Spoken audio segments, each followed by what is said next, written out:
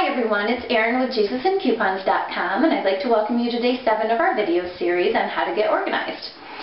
Today we're going to expand a little bit upon what we did on day 4, which was making our shopping list and how to prioritize it into what we really need that week and what we could possibly hold off to buy the following week. So the first thing you're going to need to do when you're getting ready to go to a store is to take out that list of things that you need for that week. If you haven't watched the day 4 video yet on prioritizing your shopping list, I suggest you do that. That's going to expand a little bit more upon how to make your shopping list work for you and a little bit about budgeting. And you're going to need that to do today's video series lesson, which is organizing your transactions for each store to take with you so that you don't get confused when you get to checkout. You know which coupons go with what products, how many to buy, and when you get to the register about how much it will cost. So you're going to need a few tools to do that. So if you haven't watched day 4, go ahead and do that and then come back to day 7. Okay, so first thing you're going to need is some type of container to take with you to put in your inside binder that we so affectionately called that during that video series. I don't know what else to call it, but I chose inside binder. And what it is just a free hole organizer that can fit inside your binder. And mine velcros, and I have slots for each of the stores that I go to. So I showed you this on day 4, so that's what I mean when I mean the inside binder, okay? So your envelopes that we're going to sort right now are going to go into this binder according to which store you're going to. Okay, so if you don't have the plastic ones, I use plastic just because they're more durable, plus you can see through them easily to see what, which store you're at, what coupons you need. If you don't have these, you can use regular envelopes, just write the name of the store on them so that when you look inside your binder, you can see which store to pull out and use.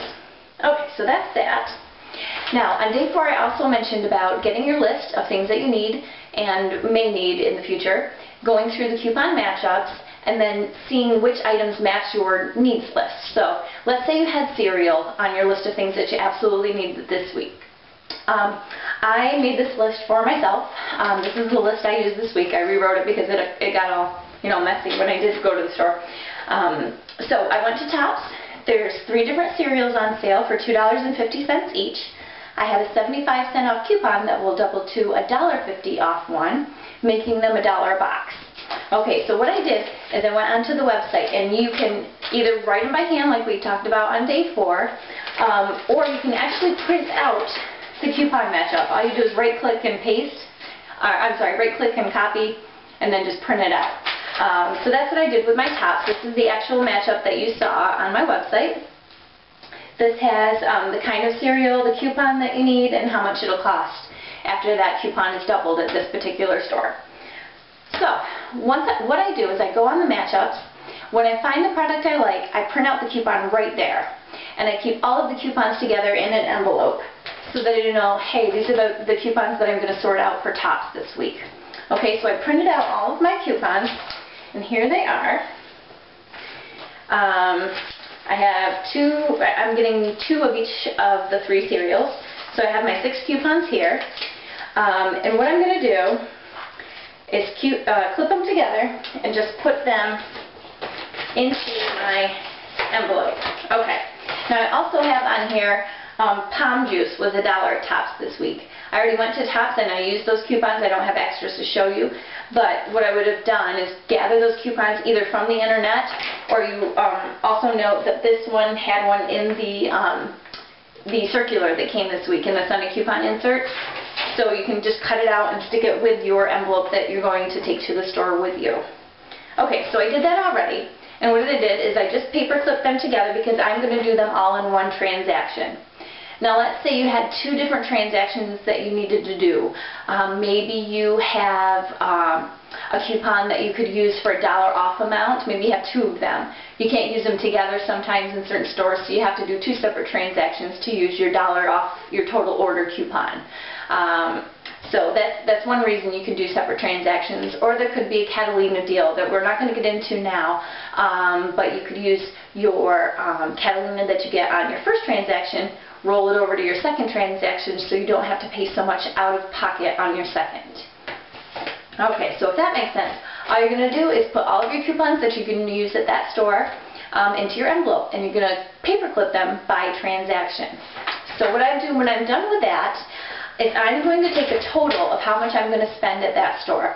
So I do all mine in one transaction for this particular instance. So each box of cereal is going to cost me $1. So I'm buying 6. That's going to be a total of $6. So I'm just going to write that here on my sheet. $6 out of pocket. Now when I get to the register and I see that maybe she's charging me, I don't know, $6.75, I'm going to look and I'm going to notice, hey, that's not right. Maybe one of the coupons didn't double or she forgot to scan it. So that way you at least have a ballpark of what you should be spending at each store. And always watch your registers, because I'll tell you, maybe I would, people try their best and things happen. But I would say at least 2 or 3 times out of 15, 20 that an order is not coming out the right way. Not because I didn't have everything ready, but like I said, maybe a coupon got lost or didn't get scanned or stuck together. So just kind of watch out for that. Okay, so after I get my coupons together, I'm just going to fold this sheet right up, and I'm going to take it with me to the store as a guide. These fit really nicely into our envelope. And now when I go to the store, I am just going to pull it out. I know I have my basically my list with me and all the coupons that match. And you just take it to the store.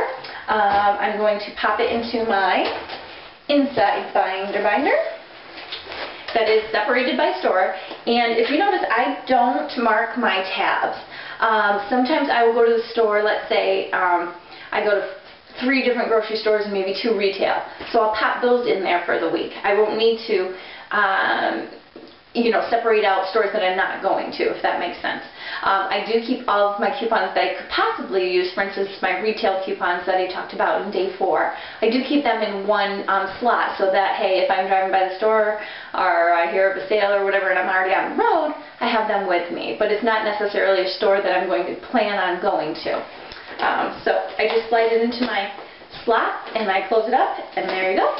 Now if you have more than one store you're going to, you're just going to fill up your slots accordingly. And you can flip through it really easily. It's also a good idea, I showed you this last time, but I'll just review it really quickly. In my Price Chopper slot, I have my Price Chopper coupon booklet. It just fits in there, and that way if I'm at the store, I have it right with me. If I notice something may be unadvertised as a special, and I have a coupon for it, I won't have to go back home and then go back up to the store to get it. So that's just another hint.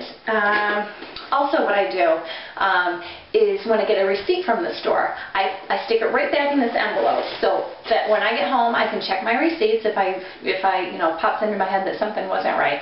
Also I keep them for my endorsement program. You can click on the endorse bar, on the endorse tab right on my menu bar, right on my JesusandCoupons.com menu page to find out more about how you can earn money for every purchase that you make. So that's kind of fun too. So I think that's it for transactions. If you have any more questions about how to do transactions or how to do Catalinas, I'd love to have you at my class, as I said before. I'll also be getting a little bit more into that as time goes on, but again, this is a class just to get reorganized, a video series just to get reorganized, and for those who have not started yet, just to figure out how to do it all. So if you like this video series and you want to share it with a friend, just click the share button below, and I will see you next time. Thanks and have a great day. God bless.